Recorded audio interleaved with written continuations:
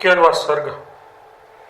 ब्रह्म दृष्टि में कभी भी उत्पन्न नहीं हुआ और आत्म दृष्टि में मिथ्या उत्पन्न जगत तत्व ज्ञान से जिस तरह निवृत्त हो जाता है उस तरह का वर्णन पहले के सर्ग में ये बात कही गई है कि ब्रह्म से पहले उत्पन्न जीव केवल जागृत जीव है। इस विषय में यह शंका होती है। वैसा ही कहना युक्त नहीं है, क्योंकि कुटस्थ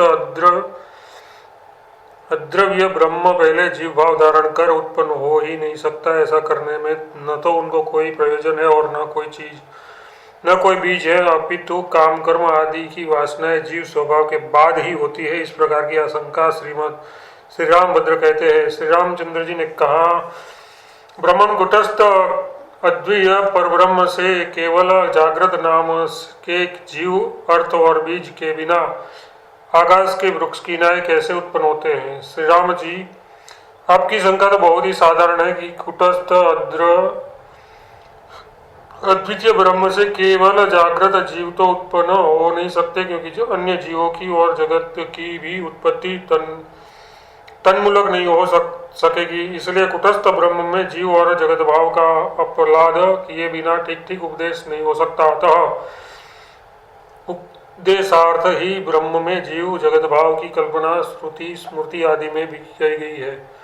ऐसा उत्तर महाराज वशिष्ठ जी देते हैं। महाराज वशिष्ठ जी ने कहा, महामते कोई भी कार्य किसी कारण के बिना उपलब्ध नहीं हो सकता, यह निश्चित है। इसलिए केवल जगत का यह कोई संभव ही नहीं है। कुटस्थ से उसका यदि संभव है तो उससे अन्य जीव सजीव हो सकते हैं, परंतु कारण के अभाव से वे सब निरस्त हो जाते हैं। भद्र, यहाँ न तो कुछ उत्पन्न होता है और न कुछ नष्ट ही होता है। केवल उपदेश और उपदेश योग्य वस्तु के लिए शब्दार्थ की एकमात्र कल्पना की गई है।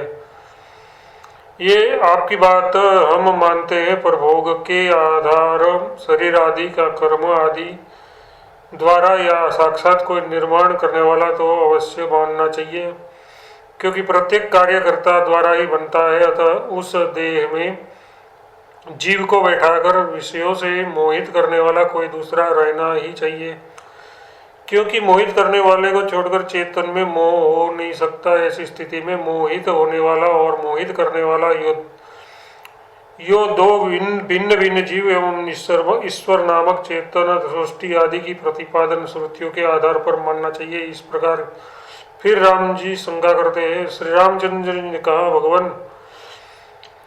भगवान मन बुद्धि चित्त चेतन आदि से युक्त इन शरीरों की रचना करने वाला कौन है और प्राणियों को स्नेह राग आदि बंधनों के द्वारा कौन मोहित करता है, ये हमसे कहिए। हाँ, ये बात ठीक होती यदि शरीर आदि का कर्ता मोहित होने वाला मोहक आदि ये सब श्रुति आदि प्रमाणों से सत्य रूप ठहरते, परंतु वाचारंभण आदि श्रुतियों के द्वारा वे सब मिथ्या ही सिद्ध होते हैं। ऐसी स्थिति में प्रतिभास मात्र स्वरूप उस सबका कुटस्थ ब्रह्म के द्वारा विवर्त मात्र से भी निर्वाह हो सकता है, इसलिए उसकी आवश्यकता नहीं है, यह कहते हैं। महाराज वशिष्ठ जी ने कहा, भद्र, कोई कभी भी शरीर आदि की रचना नहीं करता और न कभी कोई प्राणियों को मोहित ही करता है। अनादि अनंत अवभास स्वरूप जो बोधात्मा है वह अपने ही स्वरूप में स्थिर होकर ऐसे नाना पदार्थों के रूप में भासता है, जैसे अपने स्वरूप में स्थित जल तरंग आदि के रूपों में। बाह्य पदार्थ कैसे भीतर चेतन के विवर्त हो सकते हैं, क्योंकि दोनों के आधार अलग अलग है। इस शंका पर कहते हैं श्री रामचंद्र जी, असल में तो बाहर के कोई पदार्थ ही नहीं है, ज्ञान रूप आत्मा ही बाहर के सदस्य भासता है। वह बोध रूप हृदय से ही बाहर ऐसे उदित हो प्राप्त होता है, जैसे बीज से वृक्ष बाहर निकलता है। यह दृष्टांत विषम है। इस प्रकार की आशंका कर समान दृष्टांत बतलाते हैं। अथवा यदि विश्व भीतर ही उत्पन्न होता तो वह भीतर ही रहता, पर वह तो बाहर रहता है। इस पर कहते हैं, रघुश्रेष्ठ है श्री रामचंद्र जी, बोधात्मा के भी भीतर स्थित ही ये विश्व बाहर के रूप में ऐसे प्रकट हुआ है, जैसे खंबे के भीतर ही स्थित कठपुतली। वस्तुतः चेतन नाम की वस्तु न भीतर है और न बाहर है, किंतु अनंत है। उसी के भीतर सुगंधों और पुष्प की ना ही बाह्य अभ्यंतर की एकमात्र कल्पना की गई है। यो कहते हैं बाह्य और अभ्यंतर जिसमें विद्यमान है और जो देश एवं काल के परिच्छेद से अलग है, उस बोध स्वरूप आत्मा का ही ये जगत एक तरह से सुगंध विस्तार है, ये आप जानिए। यदि शंका हो कि समस्त जगत की कल्पना यही पर है, तो ब्रह्मलोक आदि परलोक जिसमें अर्ची आदि मार्गों से गमन किया जाता है, दूर क्यों माने गए जाते हैं? इसका समाधान यह है कि वैसे ही लोगों की अनादिकाल से वासना है, इसलिए जब वासना का विनाश हो जाएगा तो सभी लोग एकमात्र अपने आत्मरूप से अत्यंत निकट हो जाएंगे। इस आशय से कहते हैं श्री रामचंद्र जी, वासना का विनाश हो जाने पर ये आत्मा ही परलोक में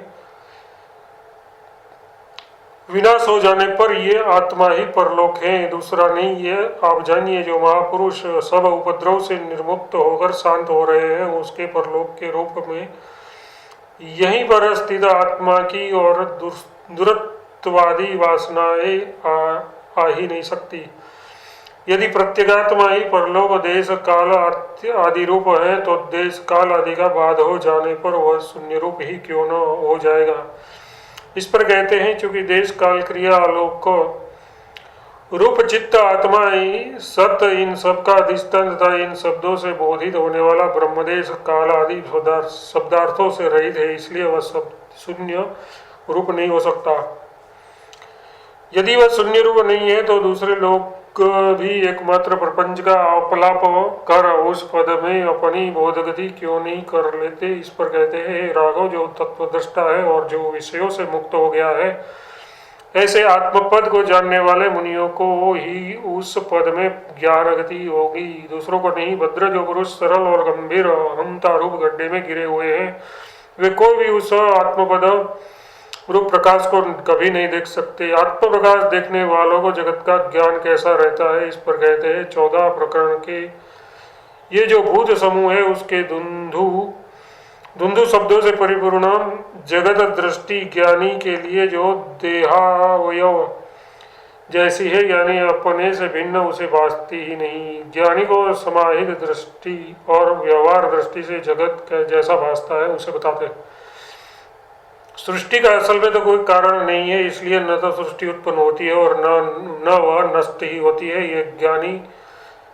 ये ज्ञान ज्ञानी को समाहित दृष्टि से ही और व्यवहार दृष्टि से तो जैसा कारण का स्वरूप होगा, वैसा ही कार्य भी होगा, यानी जैसा कारण कल्पित अतः मिथ्या है, वैसा ही उसके निमित्त जनित कार्य भी कल्पित और मिथ्या है। ऐसा ज्ञान व्यवहार दृष्टि से भी उसे रहता है।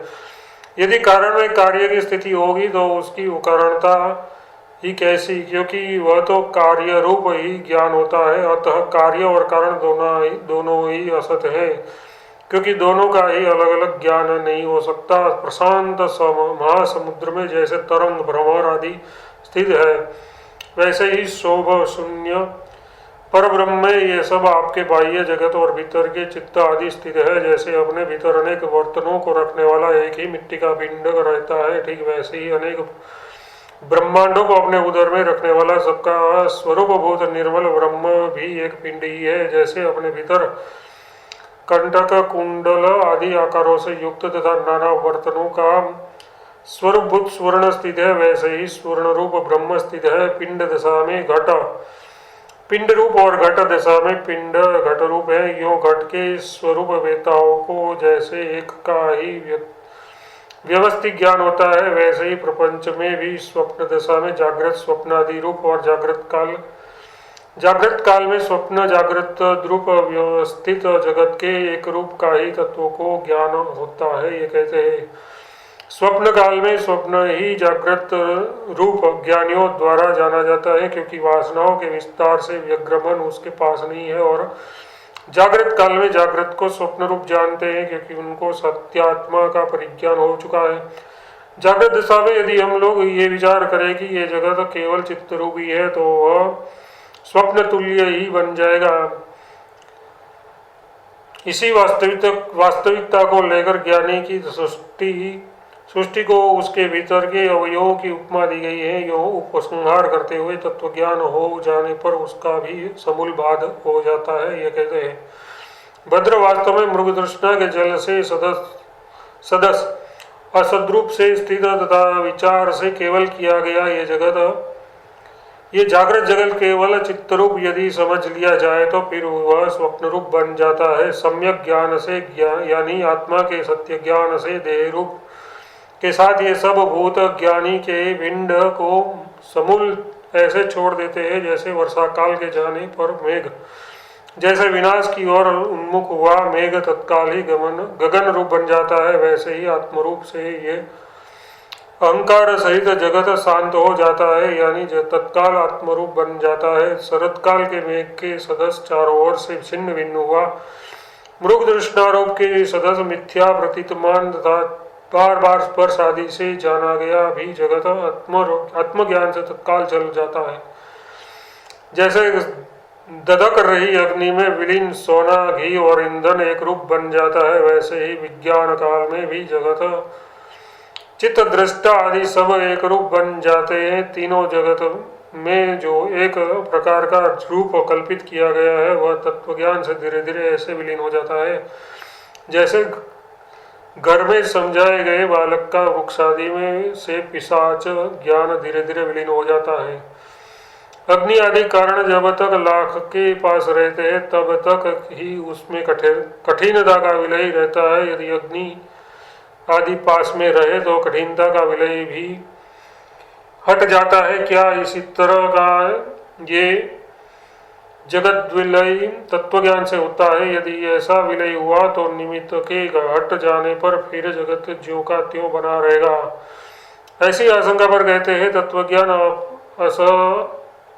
असत पक्ष का विरोध होने के कारण उसमें वह विलय फिर लौट कर नहीं आता, जैसे कि सुक्ति के तत्व ज्ञान से बोधित सुक्ति रूप ज्ञान फिर नहीं होता। इस आश्रय से कहते हैं देश काल और वस्तु की परिच्छिन्नता स्वलुप्त रूपता से रहित साक्षी चेतन में किसी कारण के बिना ही जगत संकल्प कारण युक्त अज्ञान आदि भासते हैं। अतः साक्षी चेतन में रूपादि का अवसर ही कैसे? इन सब बातों से निष्कर्ष ये निकलता है कि मिथ्याभूत जगत चित्त आदि के रूप में मिथ्या अज्ञान ही नृत्य करता है। ये कहते हैं साक्षी चेतन के अज्ञान से ही ये जगत और चित्त उत्पन्न हुआ है। ज्ञान से जब अज्ञान नष्ट हो गया तब निर्मल चेतन में जगत आदि स्वरूपों का अस्तित्व ही क्या रहा। इससे पहले की बात सिद्ध हो गई कि जागृत प्रपंच ही स्वप्न दशा में अपनी स्थूलता छोड़कर सूक्ष्म प्रपंच रूप बन जाता है और स्वप्न भ्रांति की ही चिरकाल के अभ्यास से घनीभूत होकर जागृत रूप बन जाती है। ये कहते हैं स्वप्न के अवभास से जागृत प्रपंच अपनी कठिनता छोड़ देता है और जैसे अत्यंत नरम सूक्ष्म हो जाता है, जैसे कि अग्नि से पिघला हुआ स्वर्ण। देश काल रूप निमित्त के बिना जागृत स्वप्न का निर्माण कर यथास्थित बोध रूप साक्षी चेतन ही घनस्वरूप जगदाकार सा सुवर्ण के सदस्य बन जाता है।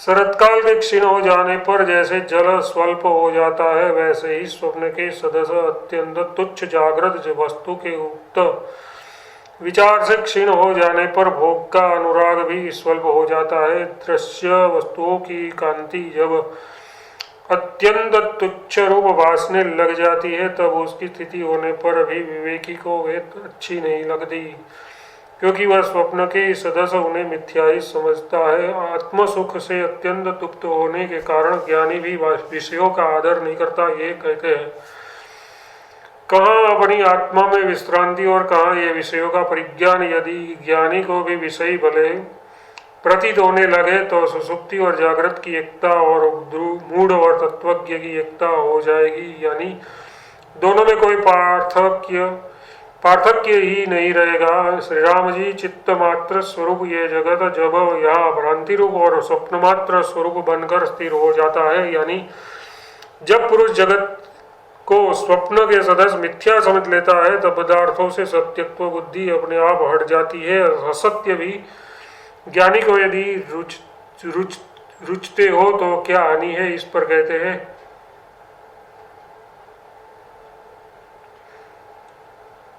हे महामते, समीप में स्थित पुरुषों द्वारा असत्य रूप से देखे गए मृग, तृष्णा, जल आदि क्या किसी को भी रुचते हैं? यथार्थ वे किसी ज्ञानी को भी किस तरह भी अच्छी तरह नहीं लगते। जगत में सत्यत्व बुद्धि के विलीन हो जाने पर शांत बुद्धि ज्ञानी जगत को पिंडात्मक आकाश रूप देखता है, जो कि वातायन में प्रविष्ट हुए दीप किरणों की प्रभा से के सदस्य प्रकाशमान भी है। केवल चित्त के ही विलास स्वरूप स्वप्नात्मक फूल माला चंदन आदि की भोग भावना या जागृत पुरुष की निकल जाती है, क्योंकि वस्तुतः उनमें उन पदार्थों को शून्य रूप जान लिया है। श्री राम जी जिसको अवस्तु रूप समझ लिया, फिर उसकी ग्राह्यता कैसी?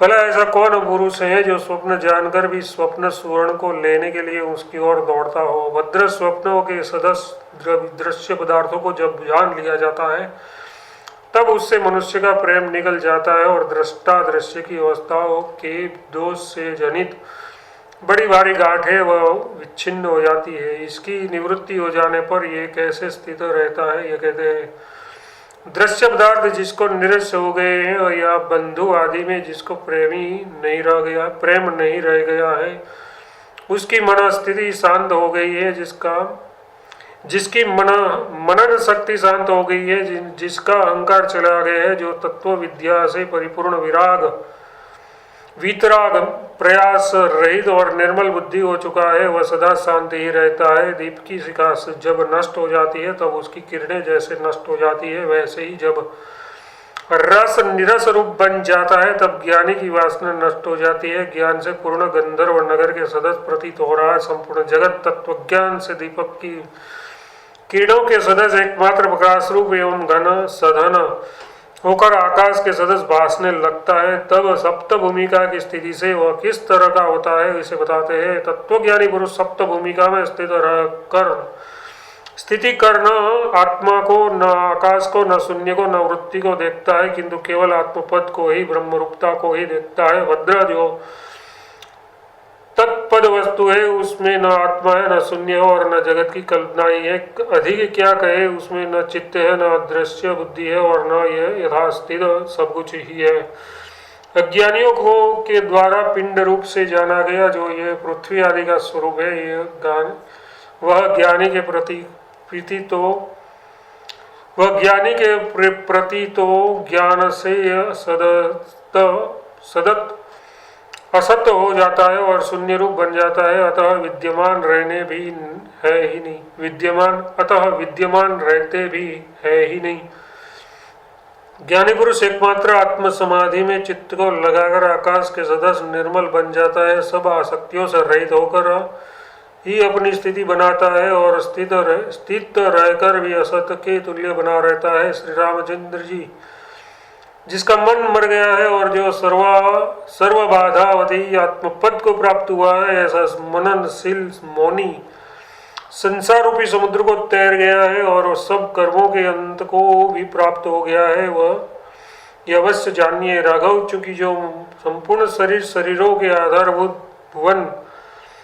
भुवनाधार गगन तथा विहार स्थान पर्वत है, उसके साधन और किरणों का एकमात्र कारण मूल अज्ञान ही है, दूसरा नहीं। इसलिए ज्ञान द्वारा अंतःकरण से अज्ञान की निवृत्ति हो जाने पर यह शरीर आदि जगत ज्ञानियों की दृष्टि से विद्यमान रहते भी विनष्ट हो जाता है, यानी असद्रूप बन जाता है। ज्ञानवान का अंतःकरण शांत रहता है, उसके विकल्प विनष्ट हुए रहते हैं, वह अपने स्वरूपभूत आत्मरस में तन्मय रहता है, परम शांति रूप अमृत से तृप्त रहता है। उसका आवरण अज्ञान भी नहीं रहता। इस प्रकार उसकी उत्तम स्थिति होती है। ज्ञान व स्वर्ग समाप्त।